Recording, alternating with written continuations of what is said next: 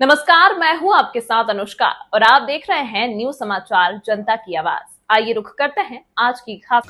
IPS ने भगत सिंह जयंती इंकलाबी युवा दिवस के रूप में मनाया। आइए देखते हैं पूरी रिपोर्ट बलिया से ब्यूरो चीफ ओम प्रकाश पांडे के साथ। जी हां, बात कर रहे हैं उत्तर प्रदेश के बलिया की, जहां पर नौजवानों के नाम भगत सिंह का संदेश जन जन तक पहुंचाने का संकल्प लेकर 28 सितंबर इंकलाबी भगत सिंह जी की जयंती इंकलाबी युवा दिवस के रूप में इंडियन पीपुल्स सर्विसेज आईपीएस द्वारा चंद्रशेखर उद्यान कलेक्ट्रेट में भगत सिंह के चित्र पर फूल माला चढ़ाकर श्रद्धा सुमन अर्पित कर भगत सिंह की इंकलाबी विचारधारा जिंदाबाद के जोरदार नारे के साथ मनाया गया। इस अवसर पर संबोधित करते हुए श्री मुरली मनोहर टाउन स्नातकोत्तर महाविद्यालय अर्थशास्त्र विभाग के विभागाध्यक्ष डॉक्टर संतोष कुमार गुप्ता ने कहा कि इंकलाबी भगत सिंह की इंकलाबी विचारधारा आज के दौर में और भी ज्यादा प्रासंगिक है, जिसे आत्मसात करने की आवश्यकता है। एडवोकेट बलवंत यादव ने कहा कि देश में केंद्रीय इंकलाबी भगत सिंह विश्वविद्यालय की स्थापना कर उनके लेखों, विचारों व उनके जेल डायरी को शैक्षणिक पाठ्य पुस्तकों में शामिल कर शोध कार्य प्रारंभ किए जाने की आवश्यकता है।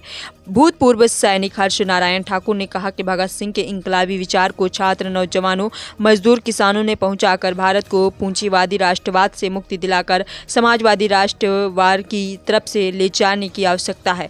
गोंगपा के कार्यवाहक जिलाध्यक्ष एडवोकेट अशोक कुमार गोंड ने कहा कि भगत सिंह ने कहा था कि इंकलाब की तलवार विचारों की शान पर तेजी होती है।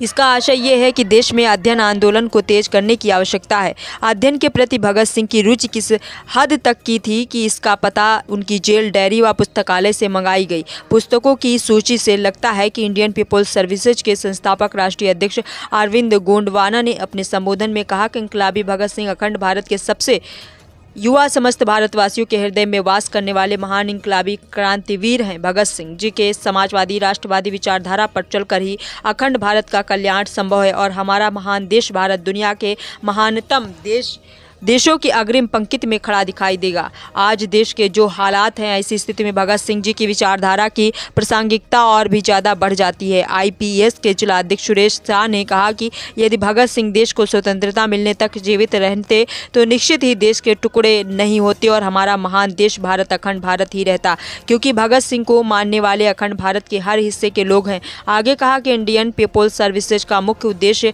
भ्रष्टाचार मुक्त, रोजगार युक्त भारत का निर्माण करना और वो भगत सिंह के इंकलाबी विचारधारा से ही संभव है। इस दौरान प्रमुख रूप से संजय गोंड, सुरेश शाह, हर्ष नारायण ठाकुर, बलवंत यादव, बच्चा लाल गोंड, सूचित गोंड, श्रीमती नैना देवी सोनू, अरविंद कुमार गोंड, राजकुमार भरत गोंड, हरिशंकर गोंड, कन्हैया गोंड, गोपाल जी, धीरज गोंड, शिवशंकर खरवार, राम सेवक खरवार, विक्की कुमार, संजय ठाकुर, गोविंद माली, भड़क ठाकुर, पूर्व छात्र संघ महामंत्री रंजीत निहाल, अजय गुप्ता, छात्र नेता प्रवीण सिंह उपस्थित रहे और अपने विचार व्यक्त किए। तो आइए देखते हैं पूरी रिपोर्ट। हाँ सर, आप अपना परिचय बताइए।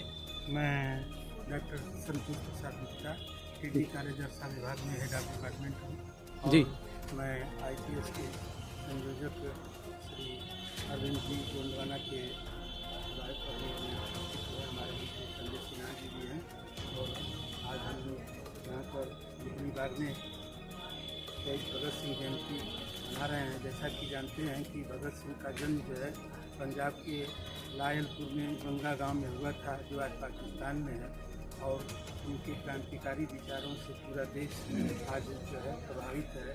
जैसा कि जानते हैं कि भगत सिंह 23 साल की उम्र में उनको फांसी दे दी गई थी और बड़ा आश्चर्य होता है कि एक 23 साल का नौजवान इतने विचारों से लबालब कैसे भरा रहा। जरूर उसके पीछे उसका पारिवारिक पृष्ठभूमि, उसके समाज की पृष्ठभूमि रही होगी और इस 23 साल के नौजवान से इतनी बड़ी इंकलाबी विचार थे जिससे कि इसका सूरज कभी अस्त नहीं होता था। ब्रितानी हुकूमत डरती थी, उस बुद्धे से उतना नहीं डरती थी जितनी कि इस 23 साल के नौजवान से डरती थी। मैं इस इंकलाबी विचार से बार बार सलाम करता हूँ। धन्यवाद। सिंह की जयंती पर इंकलाबी नारा को लेकर के हम लोग उनके विचारों को लेकर के अपने इस समाज को जगाने का कार्य करेंगे कि हमारा भगत सिंह जो आज़ाद देश के आज़ादी में जो रूपरेखा बनाए और जो अंग्रेजों को कानों तक पहुंचाए, वो बम फोड़े, वो किसी को हताहत करने के लिए नहीं, वो बम उसके फोड़े, उस बम वो इसलिए चलाए कि उनके कानों तक उनके विचारों को पहुँचे। और उसी विचारों को पहुँचाने के लिए आज इस सभा के माध्यम से हम लोग जनमानस में जगाने का कार्य करेंगे।